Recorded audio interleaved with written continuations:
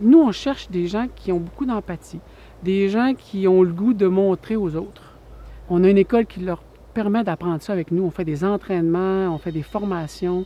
Moi, je peux leur offrir la possibilité d'accéder à un dépassement d'eux-mêmes, aussi petit soit-il. Puis la verticalité, c'est un bel outil pour ça. Donc, ça permet d'aider les autres, en fait. Ça a toujours été ma mission avec Parcours Aventure.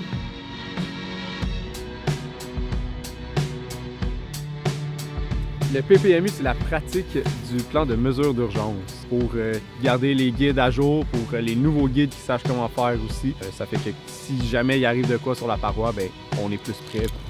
Donc aujourd'hui, c'était ça. Ouais. Fait que t'as mal juste en bas du genou. Non, j'ai mal comme de là jusqu'à là.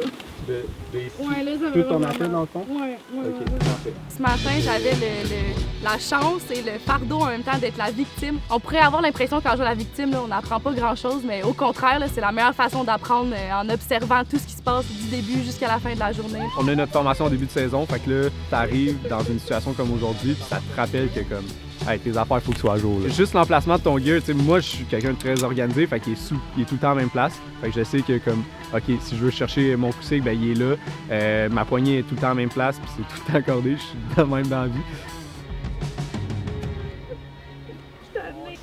On nous laisse à botte? Ok, on va te laisser ta botte. Merci. On est devenu un lieu d'apprentissage pour des gens qui veulent acquérir des compétences techniques. De plus en plus, je dirais, des expériences de vie en communauté, de travailleurs en plein air.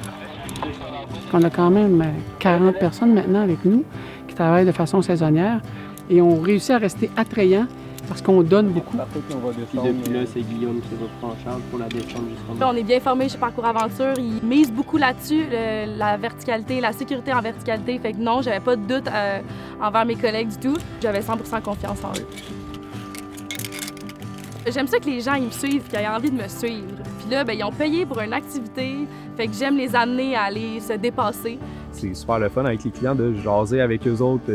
T'es apportes sur la paroi, t'en as certains qui ont des petites peurs, des choses comme ça. T'es encadres, puis à la fin de la journée, à la fin du parcours, ils te regardent, puis ils ont un gros smile d'en face, puis te disent genre « Hey man, j'ai réussi à faire ça aujourd'hui. » C'est drôle parce qu'à l'extérieur du travail, j'aime pas tant les gens, je suis pas un gars de foule.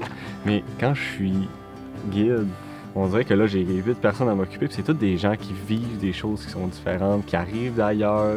Puis les gens, ils m'apprennent des choses, puis moi, je leur apprends des choses, puis on se trouve des points communs, puis des fois, j'ai l'impression de guider des amis, là, même si ça fait 10 minutes qu'on se parle. Là.